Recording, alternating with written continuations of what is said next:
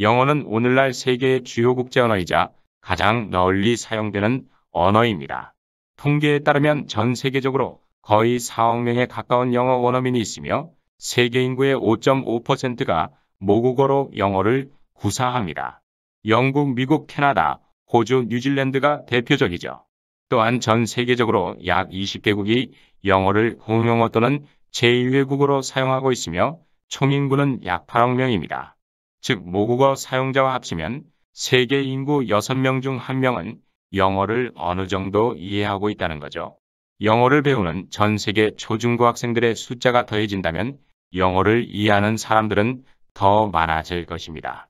전 세계 우편물의 70% 이상이 영어로 작성되거나 주소가 지정되며 전 세계 라디오 프로그램의 60%가 영어로 진행됩니다. 대부분의 국제 자료 또한 영어로 출판되고 있는 실정입니다. 게다가 컴퓨터와 가장 밀접한 언어라 대부분의 프로그래밍 언어는 영어와 관련이 있어 인터넷의 사용과 더불어 영어의 사용을 더 대중적인 언어로 진화시키게 됐죠. 이는 대부분의 국제회의에서 영어를 제1공용어로 사용하며 유엔의 공식 언어로 사용하는 점만 봐도 알 수 있습니다. 한마디로 영어는 국제, 정치, 군사, 경제, 과학, 기술, 문화, 무역, 교통 등 다양한 분야에서 중요한 의사소통 수단입니다. 스페인어와 중국어 사용자가 많다고 하지만 상업적, 문화적, 기술적, 학술적 영향력이 부족하다는 점에서 영어의 영향력에는 미치지 못하고 있습니다. 따라서 영어가 가장 영향력 있는 언어이면 틀림없습니다. 하지만 영어는 우리에게는 외국어이기에 배우기에 무척 어렵다는 사실입니다. 우리와 어순이 다른 언어니까요. 여기에 더해 영어에는 단어가 많습니다. 옥스포드 잉글리시 딕셔너리 더 세컨드 에디션은 최고의 영어 사전으로 오늘날 사용되는 17만 1476단어와 더 이상 사용되지 않는 4만 7156단어를 포함하고 있습니다. 전체 22만 단어 중 절반 이상이 명사입니다. 특히 같은 뜻을 나타내는 이음동의어는 우리가 영어를 배울 때 어려움을 호소하게 되는 주요 요소라 할 수 있습니다. 예를 들어 우리말에는 돼지와 관련되면 돼지란 단어가 꼭 들어가지만 영어는 다릅니다. 돼지는 피그, 돼지고기는 포크, 멧돼지는 보얼, 암돼지는 소우, 새끼 돼지는 피기처럼 돼지라는 공통 단어가 존재하지 않습니다. 암소, 황소, 송아지, 소고기도 마찬가지입니다.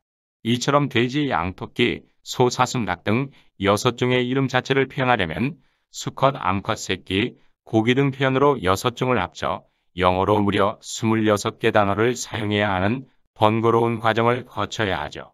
이는 단순히 동물에만 국한된 것이 아니라 영어 단어의 전 영역에 해당됩니다.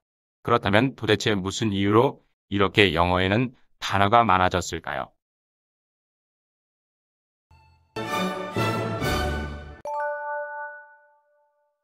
세계에서 가장 영향력 있는 두 언어인 영어와 프랑스어는 어휘와 구문면에서 비슷한 기원을 가지고 있습니다.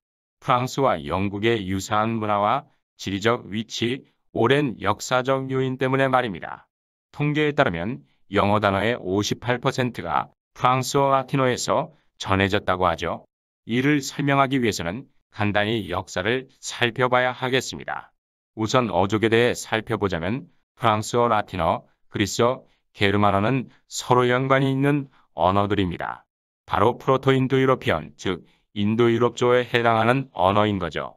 인도유럽조어는 인도유럽어족의 근간이라고 여겨져 현대 언어학자들이 재구성한 언어입니다.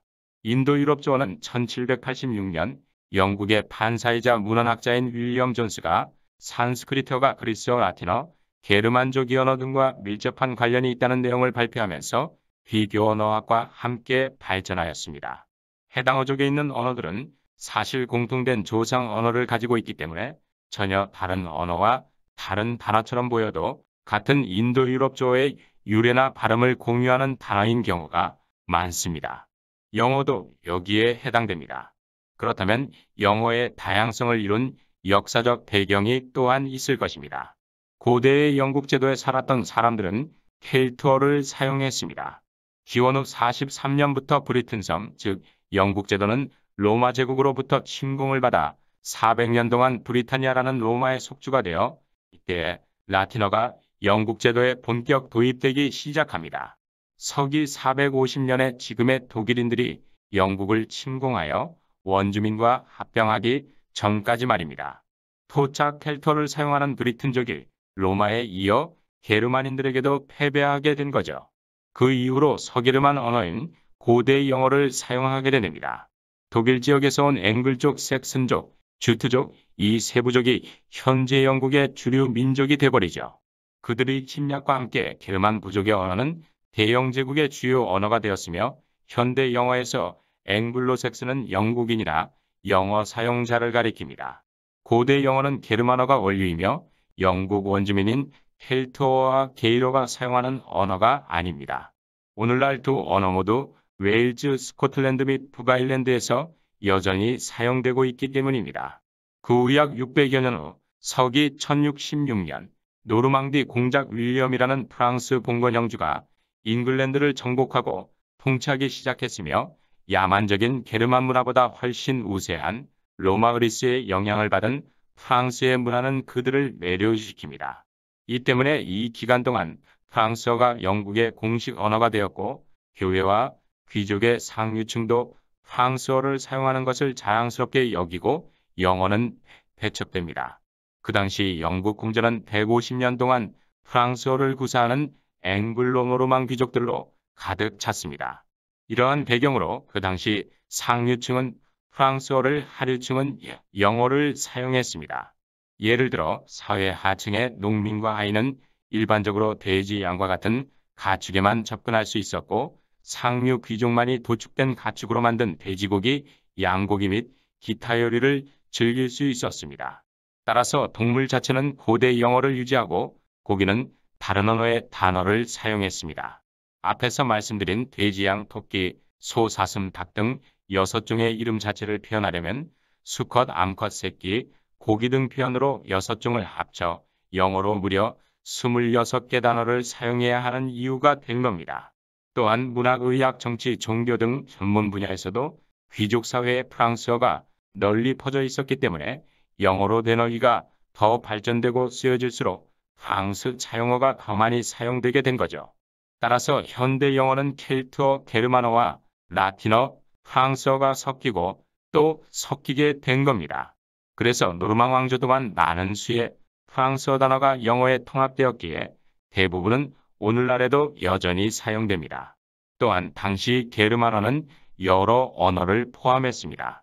네덜란드어, 아이슬란드어, 덴마크어, 스위스어, 스웨덴어, 노르웨이어 등은 하나의 게르만어에서 파생됐기에 서로 주고받은 상호작용으로 다양한 동의어가 발생하게 됩니다.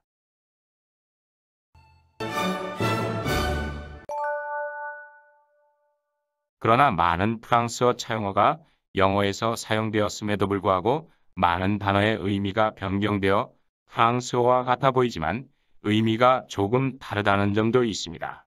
바로 이 때문에 영어권 국가의 많은 학생들이 외국어를 선택할 때 프랑스어를 첫 번째로 선택하는 이유이기도 하죠.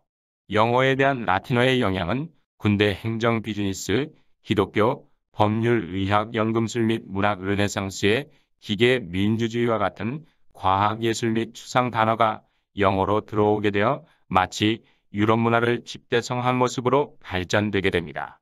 앞서서 말했듯이 현대 영어 어휘의 약 58%는 조상이 프랑스어, 이탈리아어, 스페인어인 라틴어에서 왔으며 어휘의 약 26%는 게르만어에서 왔습니다. 따라서 영어는 역사와 문법 면에서 게르만어족에 속하고 어휘면에서 영어는 라틴어족에 가깝다고 할 수 있습니다. 당연히 사용하는 단어가 많아질 수밖에 없었습니다.